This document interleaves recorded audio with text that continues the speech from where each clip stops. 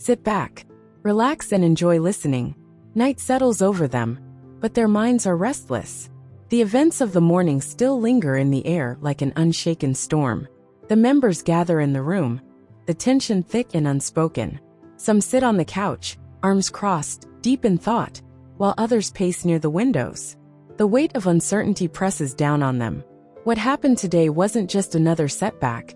It was a clear, deliberate challenge. The media hadn't backed off, even after the court's ruling. Instead, they had planted themselves in front of RK's home, their cameras and questions sharper than ever. But what troubled them most wasn't their persistence, it was the shift in behavior. They weren't just reporting anymore. They weren't just speculating. They were protecting. Even after the court's order, the media continued pushing the accusations, defending the girl as if the law itself didn't matter. And then she came SV. With just her presence, everything settled. The chaos died down. The relentless voices fell silent. But the members still couldn't fully believe that the media had gone completely silent. If the media hadn't backed down for the court, they certainly wouldn't stop for her. If they could twist the truth once, they could find another way, as there is still not enough proof to prove RK's innocence. And that girl, God knows what she's going to do next. They are talking about this and worrying about it. Then a distant sound cuts through the night. The soft hum of an approaching car. Their heads turn toward the driveway. A sleek black vehicle pulls in, its headlights cutting through the darkness. The car stops beside another parked one. The door opens, and SV steps out. It's 2 a.m., yet there's no sign of exhaustion on her face. No sign of weakness or tiredness in her body. She carries herself exactly as she does in the daylight, confident, untouchable. Even now, she wears her signature black sunglasses, as if the darkness itself dares not cloud her vision. Members watch her silently. Then inside the house, RK is awake. He's standing in the dimly lit hallway, eyes sharp despite the late hour. And as SV steps inside, their gazes lock. For a moment, there's nothing. No words. No expressions. And then, she walks past him, as if he doesn't exist. RK's low voice cuts through the silence just as she passes him, without turning, as he remains in his position. Did you eat? She heard him. But she doesn't stop, doesn't turn. RK speaks again. Your mom said to ask.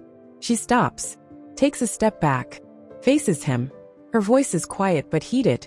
Why do you always bring my mother in? RK holds her gaze unshaken. Because you don't listen to anyone else. Her fists tighten. I don't need to. RK's voice remains calm, steady. You need to. Her fists clench. Who the hell are you to tell me what I need? Her anger burns through each word. I'm perfectly capable of taking care of myself. RK doesn't flinch. Just because you don't accept the truth doesn't mean it changes. If you could take care of yourself, your mom wouldn't even need to say anything. But you don't, so. SV's rage spikes, and before he can finish, her voice turns lethal. I hope you remember who you're speaking to. The smirk returns to her lips. But this one is dangerous. No one dares to say what you just said, RK. Stay in your limits, unless you want to get burned. She turns, stepping away. But RK remains in his position, didn't turn. Then calmly he said, We'll see then. But right now eat first. SV doesn't stop, her patience thinning. RK, still composed, adds, Your mother asked me to tell her if you're eating properly. SV stops this time, her jaw clenches. She hates being told what to do. But if her mother finds out she isn't eating, she'll worry. And SV doesn't allow that to happen. She strides into the kitchen, ignoring RK as much as possible.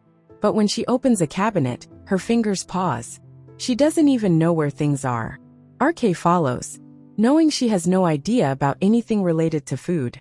He enters the kitchen and silently heats up food and serves her. Then, without a word, he leans against the counter and watches. SV eats quietly. She doesn't want to, but she has to. And when she's finished, she stands. Before leaving, she throws RK one last deadly look, then disappears into her room.